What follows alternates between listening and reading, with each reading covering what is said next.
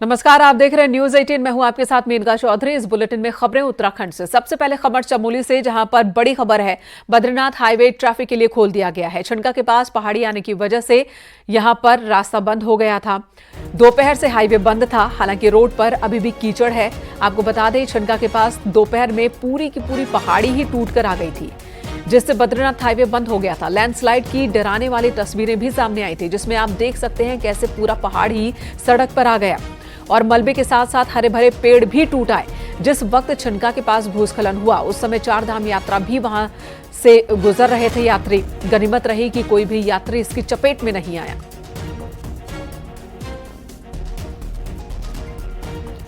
और ये रात की तस्वीरें आप देख रहे हैं, जहां पर सड़क तो खुल गई है, यानी कि रोड खोल दिया गया है, लेकिन अभी भी कीचड़ है, मलबा है, जिसकी वजह से सभी को संभल संभल कर आगे बढ़ने को कहा गया है।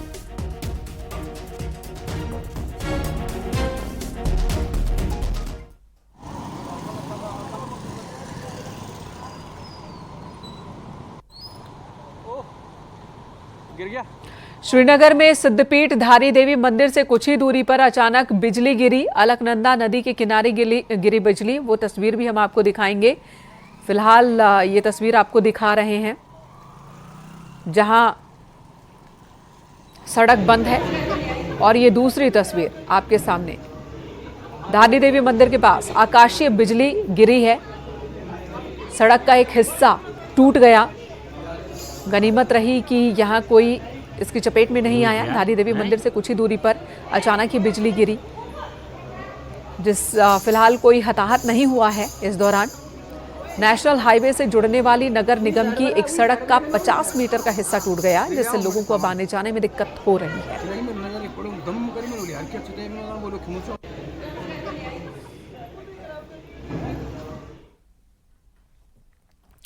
इधर केदारनाथ पैदल मार्ग से आज ऐसी तस्वीरें सामने आई जिसे देखकर हर कोई डर जाए। भीमबली के पास जहां बीते दिनों बादल फटने की घटना सामने आई थी, वहीं रविवार को अचानक देखते ही देखते पूरी की पूरी पहाड़ी मंदाकिनी में समा गई। तस्वीरों में आप भी देख सकते हैं कि किस तरह ये पहाड़ी पल भर में ही नीचे आ गई। बताया जा रहा है कि मंदाकिनी नदी में भारी मात्रा में मलबा गिरने से उस वक्त झील जैसी स्थिति बन गई थी। हालांकि अब आपदा प्रबंधन का कहना है कि धीरे धीरे स्थिति सामान्य हो चुकी है, अलर्ट पर है, लेकिन प्रशासन लोगों को नदी किनारे जाने से रोका गया है।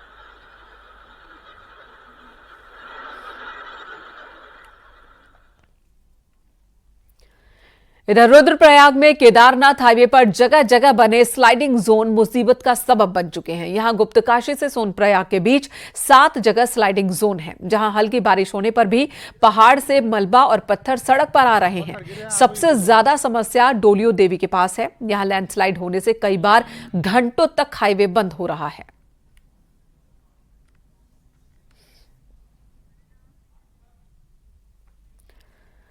उधर विकासनगर में भारी बारिश से शिमला बाईपास रोड पर कई जगह रपटों पर पानी का सैलाब आ गया। हसनपुर कल्याणपुर में सड़क पर बरसाती नाला आ गया। तस्वीरों में आप देख सकते हैं कि पानी का बहाव कितना तेज है, लेकिन लोग यहां पर अपने जान हथेली में डालकर और तेज बहाव के बीच भी पार करते हुए दिख रहे हैं पानी को। इस तरह से पानी के उफान को पार करना खतरनाक हो सकता है, लेकिन लोग मान नहीं रहे। प्रशासन की ओर से अलर्ट किए जाने के बाद भी कई बार हादसों को दावत देते हुए इस तरह की लापरवाही करते लोग दिख रहे हैं।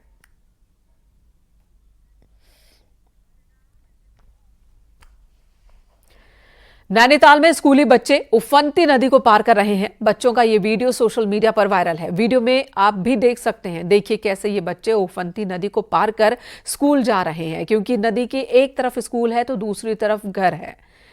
बहुत ही खतरनाक। गांव वालों का कहना है कि सालों से नदी पर पुल बनाने की मांग हो रही है, लेकिन आज तक कोई सुनवाई नहीं हुई। वीडियो नैनीताल के बेताल घाट के कटनी गजार का बताया जा रहा है। हालांकि न्यूज 18 इस बात की पुष्टि नहीं कर रहा कि यह वीडियो बेताल घाट का ही है।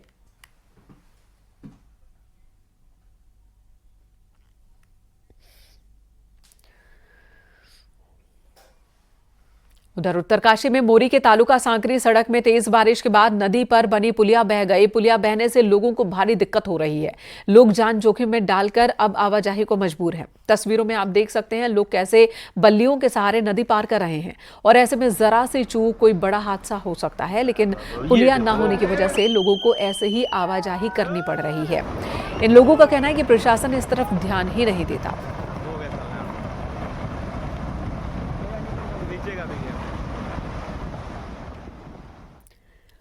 गंगोत्री धाम में हर साल गंगा नदी का तल उठता जा रहा है, जिससे गंगोत्री धाम पर लगातार खतरा बना हुआ है। हर साल नदी में आने वाले गाद के कारण नदी का तल उठ रहा है, जिससे नदी का जलस्तर बढ़ जाने से नदी धाम किनारे घाटों भवनों तक पहुंच रही है।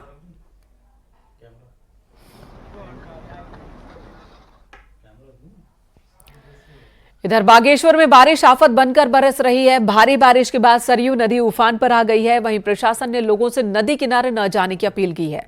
बागेश्वर के कपकोट इलाके में बारिश से नुकसान हुआ। यहां कई सड़कों पर भूस्खलन हुआ है और बरसाती नाले भी उफान पर हैं।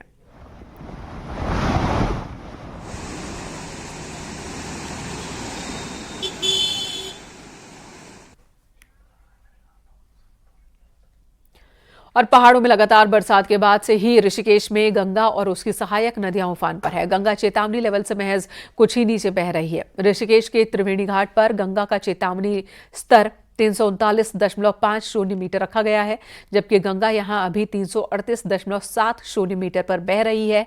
और ऐसे में पुलिस प्रशासन लोगों से गंगा से दूरी बनाए रखने की अपील कर रहा है।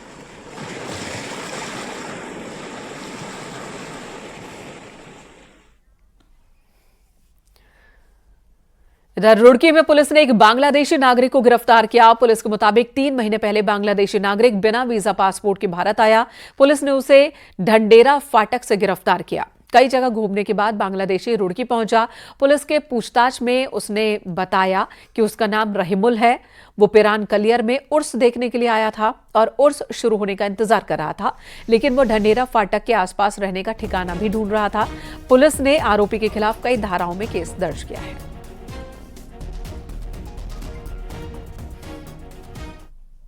तो ये ज्ञात हुआ कि उक्त व्यक्ति बैनापुर बॉर्डर चोरी से पार करके बांग्लादेश से भारत में प्रवेश किया था और विगत 2-3 माह से उसके द्वारा भारत के विभिन्न हिस्सों में भ्रमण किया गया है। अब वो कलियर में उर्स मेला होने की जानकारी प्राप्त कर यहाँ आया था और रुड़की में आर्मी एरिया के आसपास कहीं रहने के लिए ठिकाना ढूंढ रहा था। इस संबंध में जब उससे पासपोर्ट, आईडी और अन्य दस्तावेज तलब किए गए तो वो नहीं दिखा पाया। उत्तराखंड औद्यानिकी एवं वानिकी विश्वविद्यालय भरसार से बड़ी खबर सामने आई। विश्वविद्यालय पर आरोप लगे हैं कि उसने आरक्षण रोस्टर को मनमाने ढंग से बदलकर तकरीबन 82 पदों पर अपने चहेतों की नियुक्तियां कर दी है।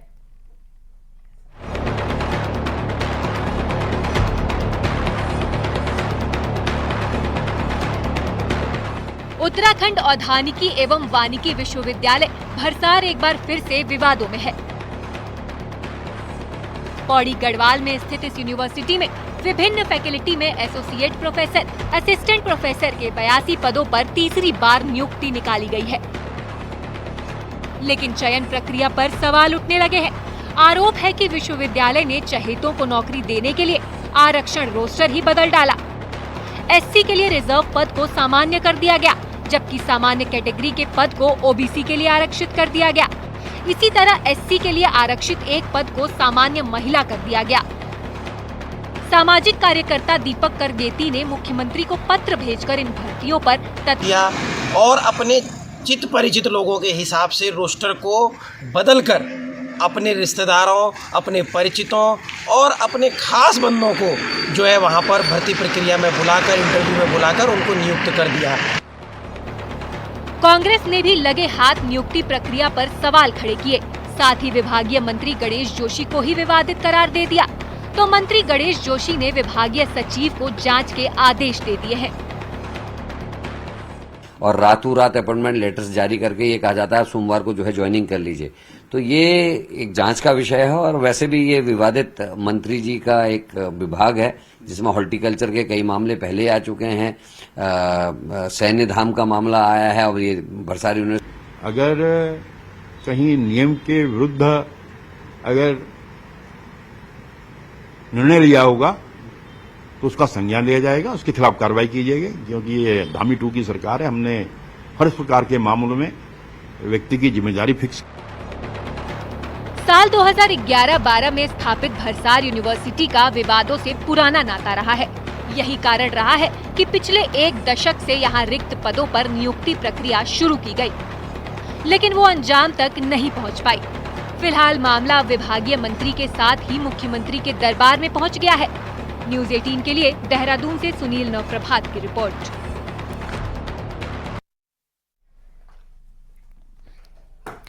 उधर भरसार विश्वविद्यालय ने पूरे मामले में सफाई दी है। विश्वविद्यालय के कुल सचिव का कहना है कि जो लिस्ट प्रचारित की जा रही है वो लिस्ट भ्रामक है और साजिश के तहत प्रचारित हो रही है, क्योंकि रिजल्ट 9 अगस्त को जारी कर दिया गया था। सभी को लेटर जा चुके हैं और 12 अगस्त को ज्वाइनिंग होनी है।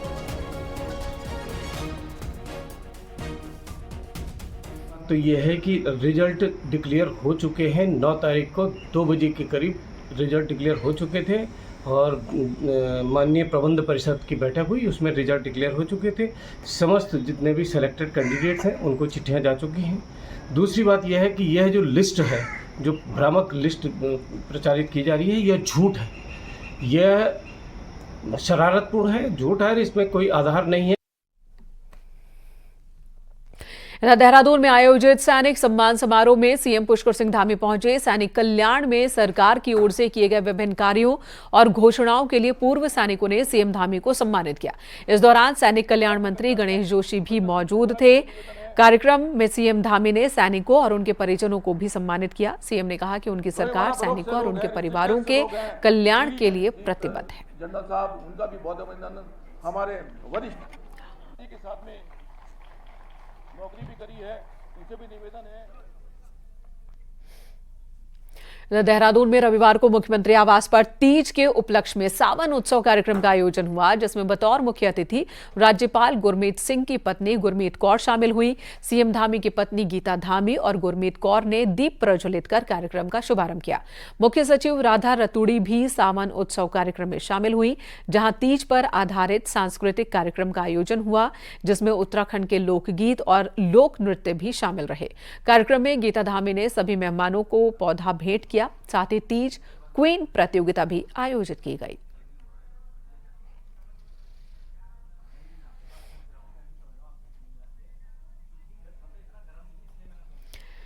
केदार घाटी में बचाव अभियान का प्रथम चरण पूरा हो रहा है। केदारनाथ में स्वेच्छा से रुके 78 लोगों को MI-17 के जरिए रविवार को गुप्तकाशी पहुंचाया गया, जिसमें स्थानीय दुकानदार, साधु संत, घोड़ा खच्चर चालक आदि शामिल थे।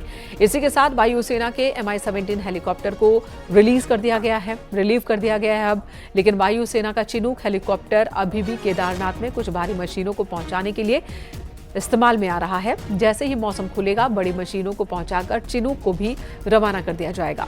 सीएम धामी ने इस रेस्क्यू अभियान में सहयोग के लिए प्रधानमंत्री मोदी और गृह मंत्री अमित शाह का आभार जताया।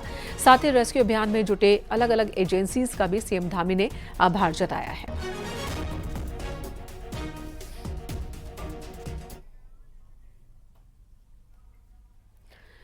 पिथौरागढ़ नगरपालिका को नगर निगम बनाने की कवायद इन दिनों जोरों पर है। वहीं इस मुद्दे पर सियासत भी तेज हो गई है। आलम यह है कि कांग्रेस जहां निगम बनाने का पुरजोर विरोध कर रही है, वहीं बीजेपी कांग्रेस की सियासी चाल पर उसे ही घेर रही है।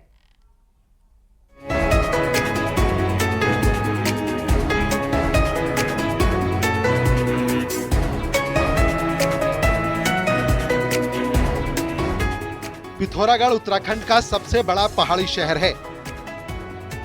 राज्य बनने के बाद यहाँ की आबादी लगातार बढ़ती जा रही है। आलम यह है कि इस वक्त पिथौरागढ़ नगर पालिका क्षेत्र की आबादी 90,000 से ज्यादा है।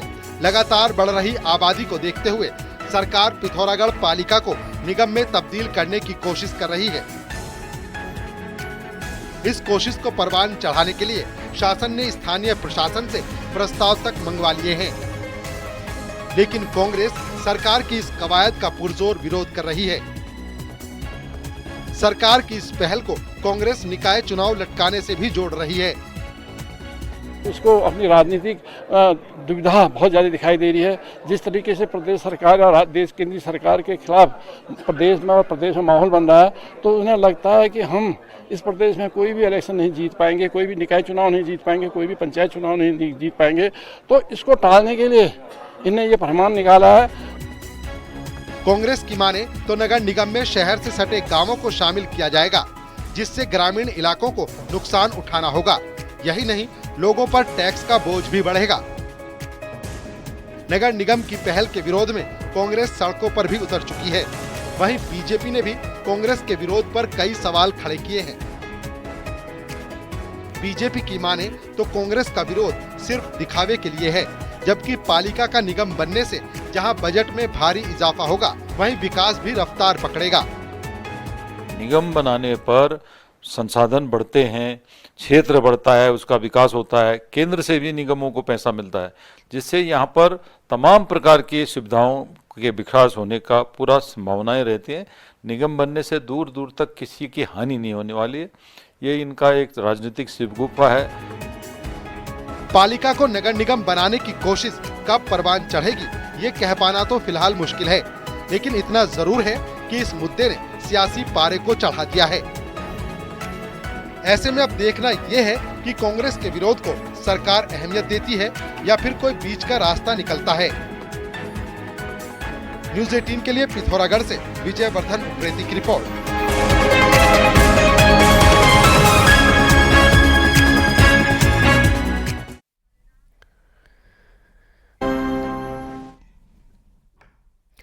उत्तराखंड वन विभाग अपनी कई नीतियों में बदलाव करने जा रहा है और इससे पहले आपको खबर दिखाते हैं नैनीताल से, जहां पर घोड़ा खाल मंदिर में हजारों लीटर दूध से दूधाधारी इष्ट न्याय के देवता गोलजीव को स्नान कराया जा रहा है। इस दौरान भक्तों की भारी भीड़ दिखी। भक्तों ने पूजा पाठ की और परिवार की खुशहाली की कामना की। न्याय के देवता गोलजीव महाराज को नहलाने के बाद निकले दूध से ही प्रसाद बनाया जाता है, भक्तों को बांटा जाता है। सावन में कहा जाता है कि गोलजीव को दूध से नहलाने का विशेष ही महत्व है। दिन भर आज श्रद्धालुओं का तांता लगा रहा। तो दूधाधारी इसलिए कहते हैं इनको, क्योंकि दूध का दूध, पानी का पानी करते हैं। ये न्याय के देवता है और इसलिए अधिक से अधिक इतने वर्षों से यहाँ पर भगवान की कृपा से आयोजन हो रहा है। हरिद्वार में मुल्तान संगठन से जुड़े हजारों लोगों ने हर की पैड़ी पर आज 114वां मुल्तान जोत महोत्सव मनाया, जिसमें देश के कई राज्यों से मुल्तानी समाज के लोग हजारों की तादाद में हरिद्वार पहुंचे। सुबह श्रद्धालुओं ने हर की पैड़ी पर मां गंगा को हजारों लीटर दूध चढ़ाया, फूलों की बारिश की, यानी कि पुष्प अर्पित किए। अखिल भारतीय मुल्तान संगठन से जुड़े लोगों का कहना है कि पिछले कई साल से वे आ रहे हैं और इस परंपरा को निभा रहे हैं।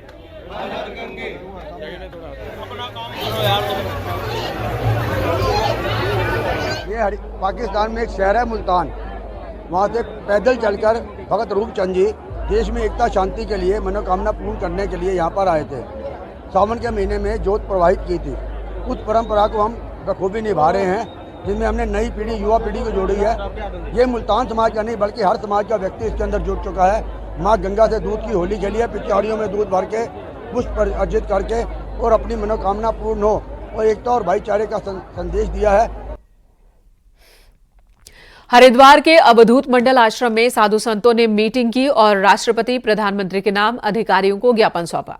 संतों ने कहा कि बांग्लादेश में तख्तापलट होने के बाद वहां के हिंदुओं पर अत्याचार किया जा रहा है, मंदिरों को निशाना बनाया जा रहा है। संतों ने कहा कि बांग्लादेश के हिंदुओं की रक्षा के लिए भारत सरकार को ठोस कदम उठाने चाहिए। राष्ट्रपति भारत सरकार और माननीय प्रधानमंत्री जी, माननीय गृह मंत्री जी को एक ज्ञापन यहाँ के समस्त साधु समाज की तरफ से हम लोगों ने दिया है, जिसमें ये मांग की गई कि भारत का एक भाग रहा हुआ बांग्लादेश आज जो हिंदुओं पर अत्याचार हो रहा है, वहाँ के मंदिरों के ऊपर आक्रमण हो रहा है, उसकी तत्काल सुरक्षा की व्यवस्था की जाए। सारा साधु समाज से चिंतित। सरकार से मानवाधिकार के जो संगठन हैं वो मौन और चुप्पी धारण किए हुए हैं, ये बहुत दुर्भाग्यपूर्ण है। यूएनओ को उसमें इंटरफेरेंस करना चाहिए और एक अलग हिंदुओं के लिए राष्ट्र की मांग संतों ने की है। हम सब लोग 2 करोड़ रहने वाले हिंदुओं के लिए अलग राष्ट्र की मांग करते हैं, जिससे वो सुरक्षित रह सके। यहाँ रुकेंगे एक और ब्रेक के लिए, तुरंत लौटेंगे, बने रहे हमारे साथ।